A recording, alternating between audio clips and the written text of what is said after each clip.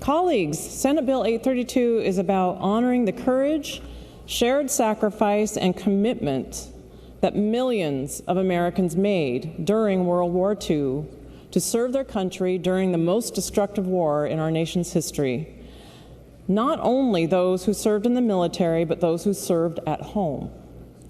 My grandfather and great-uncle served during that war. My father-in-law was an army medic who helped liberate the concentration camps in Germany toward the end of the war. But meanwhile, back home, most of us were united in supporting our service men and women, raising children, working in the factories, and doing their best to support our war efforts overseas. Senate Bill 832 is about not only the brave men and women overseas, but is about the loved ones who supported them on the home front, so we could continue to enjoy the freedoms and liberty we have in the United States. Madam Speaker, permission to use a visual aid. Representative Thatcher moves that the rules be suspended for the purpose of using a visual aid. Any objections? Seeing none. Towards the front, we're going to be revealing a few posters, but a few minutes ago I introduced to you two very special ladies from my legislative district who have worked tirelessly to get this bill through the Senate and over to the House. 87-year-old Joy Beebe and her daughter Barbara Jensen from Kaiser.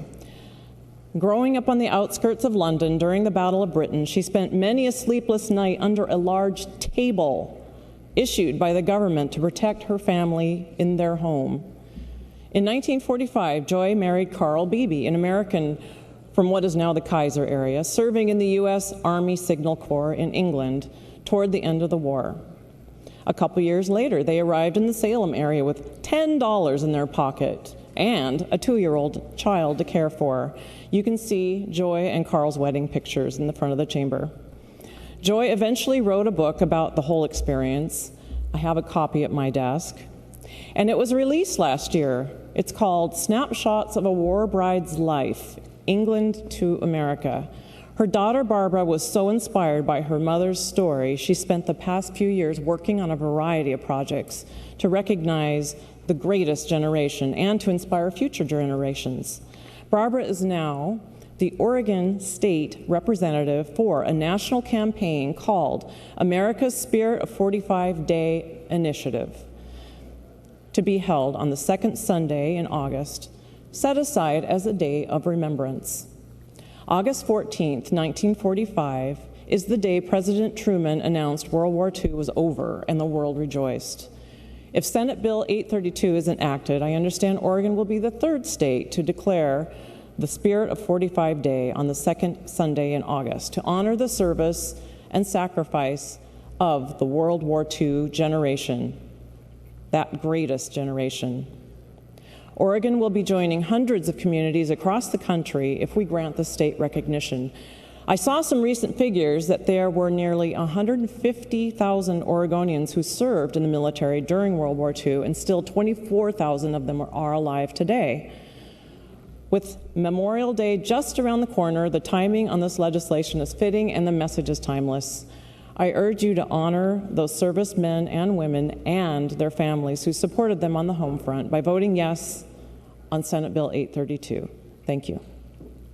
Thank you, Representative. Co-carrier, Representative Parrish. Thank you. Colleagues, I'm pleased to co-carry Senate Bill 832, a bill designed to help future generations understand the collective sacrifice and courageous spirit of our nation at a time when the world had been ravaged by wars across multiple continents and being fought on multiple fronts. By the time August 15, 1945 marked the end of World War II, 16 million men and women served our nation in that war.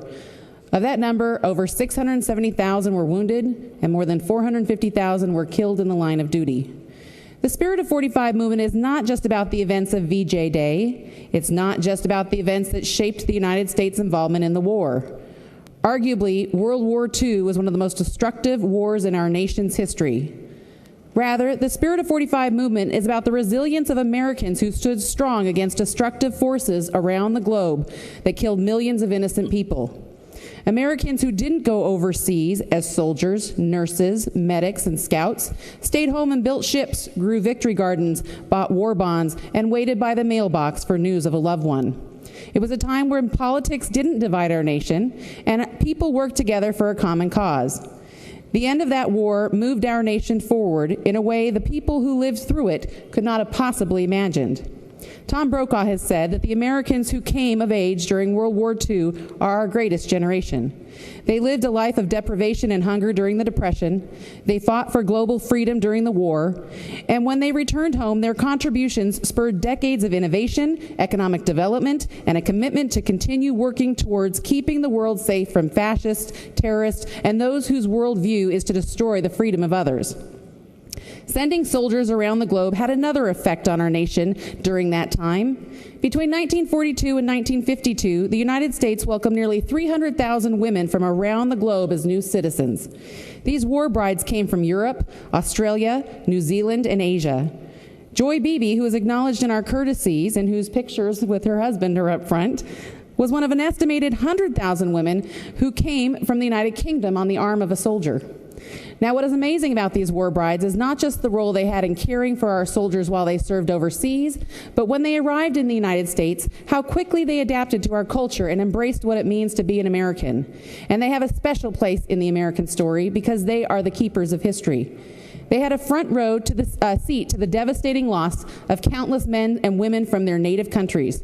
They remember and they share those stories in hopes that the world will never see another war of the magnitude of World War II. I can't say that I know what it is to have had an experience like Joy Beebe, but what we do have in common is being the wife of a soldier who has served our nation during a time of war. And whether a spouse became a war bride 70 years ago or stayed home 4 years ago when we sent soldiers to Iraq, it takes a certain kind of person who can stay through years of waiting, hoping, and carrying on with the day-to-day activities of life when you're waiting for a soldier to come home, hopefully alive and well, and as little changed as possible. For some World War II brides, they came to America, but their soldier did not come home with them. The spirit of 45 is about how we teach our children the strength of these war brides and the shared values that came from the greatest generation: perseverance, ingenuity, national pride, service, commitment, honor, liberty, heroism, courage, innovation, humility, dedication, and self-sufficiency.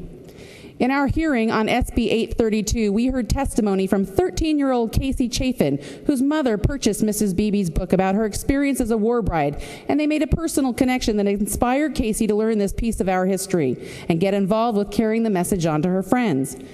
She shared with us what I think captures quite well why we must engage our children with this history in a meaningful way.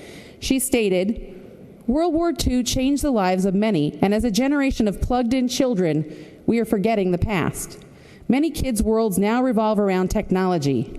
I think the kids I go to school with should know that there were a lot harder things for our grandparents and great-grandparents had to do, I think the kids that I go to school with should know that there were a lot harder things our grandparents and great-grandparents had to do than update a Facebook account. I think they should know we wouldn't be here if our ancestors didn't fight battles for us years before we were born." If we can encapsulate that sentiment into the hearts and minds of young people, our republic will continue to thrive long after we're gone. One of the other big elements of this campaign is to support honor flights. The mission of the Honor Flight program is to take World War II vets back to Washington, D.C., to visit the World War II Memorial and connect with other veterans from around the nation from that era. Excuse me, Representative. Representative Gilliam yields. Thank you. Soldiers have been reunited on those flights with people they served with and haven't seen in decades. And it's a chance for people to hear those stories one more time. World War II veterans are dying at a rate of 1,000 per day. Soon, the greatest generation will be gone. They're actively trying to leave us with their legacy, one last gift from a generation who already gave so much to our country and the world. This morning, a plane carrying 50 World War II veterans and project volunteers left the Portland International Airport on their way to Washington, D.C. to the memorial. Colleagues, I'm going to urge your aye vote on this bill. But I'm also going to urge you to reach out to the World War II veterans and their spouses in your districts.